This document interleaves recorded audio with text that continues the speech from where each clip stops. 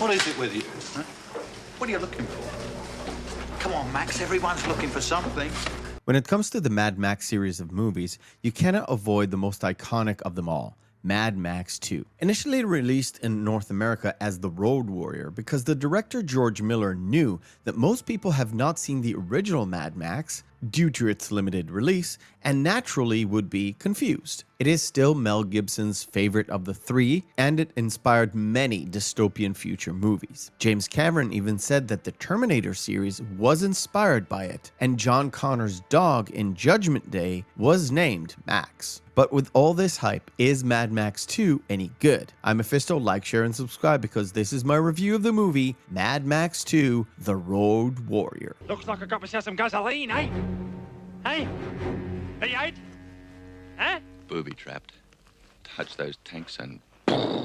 As mentioned in my intro, George Miller knew that the original Mad Max had a very limited release in the States, so the title was changed into The Road Warrior, and this is how people remember it to this day. The budget was increased tenfold from the first movie, and Miller spared no expenses. However, the cast and the crew would have to endure a remote location in the Australian outback, which caused several problems. One of them was, oddly enough, the weather, since the location selected due to its lack of rainfall, and of course it did actually rain and caused the production to shut down for about a week. The other major one is the most expensive explosion in Australian history, up to that point of course, and had the production crew notify the army, airlines, and shutting down a few mining operations in the area for one day.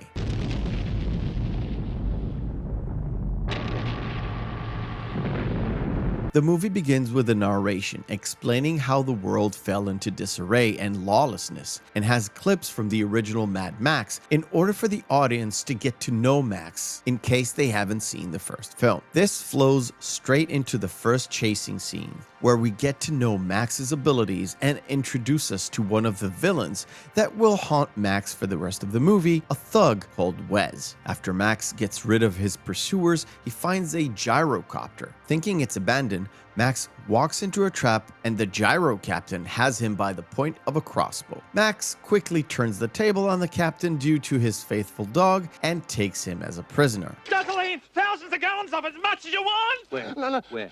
20 miles from here. The gyro captain tells Max about a camp filled with fuel, but when the two get there, it's surrounded by Humongous' gang, including Wes. The Lord Humongous, the warrior of the wasteland, the Ayatollah of rock and roller! As Max tries to figure out a way to talk to the people inside the compound, he sees one of their convoys get attacked. Max takes the opportunity of returning a wounded compound member and gains access to the place and its people. Where did you find him? 2 or 3 miles down the road, left for dead. We had a deal. The compound, headed by Papagallo, is in serious trouble. They know that they cannot withstand any more attacks by the gang outside. So, Max comes up with a solution. He will supply them with a truck that he found before to haul their gasoline in a 2,000-mile voyage to find a refuge. In exchange, he will get a good supply of that gasoline in order for him to move on his way. Now, to do the job, I need 5 gallons of diesel and some high-octane gasoline.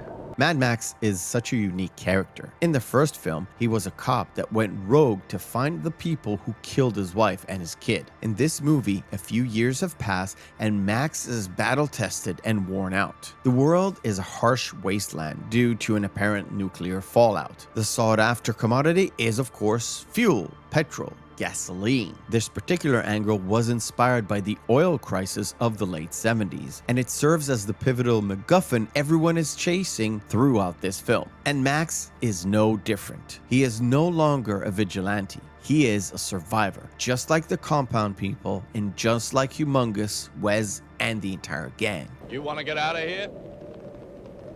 You talk to me. It is weird to look back at this movie and read about the criticism about Mad Max Fury Road that came out in 2016 for Tom Hardy's lack of lines, because Mel Gibson had only 16 lines of dialogue throughout this entire film. Look, we had a deal. I show you the gas and you let me go, right? The arrangement was I wouldn't kill you. After all I've done for you.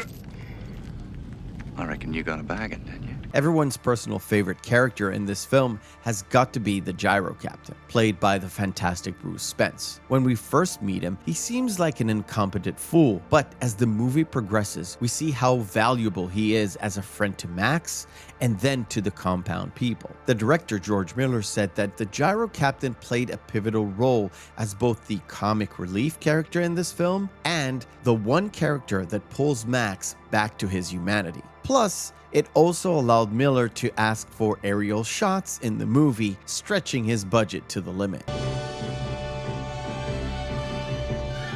The main focus of this movie, other than the story itself, is actually the visuals. So much so that the movie got edited without sound initially in order to get the visuals correct. The costume designers raided thrift shops and S&M shops in order to find outfits that would give the movie its unique and specific look. Mel Gibson actually went ahead and took one step forward, with him cutting his own hair to make it look janky and mismatched. The vehicles got the same treatment, with most cars having this industrial look to them rather than a polished one.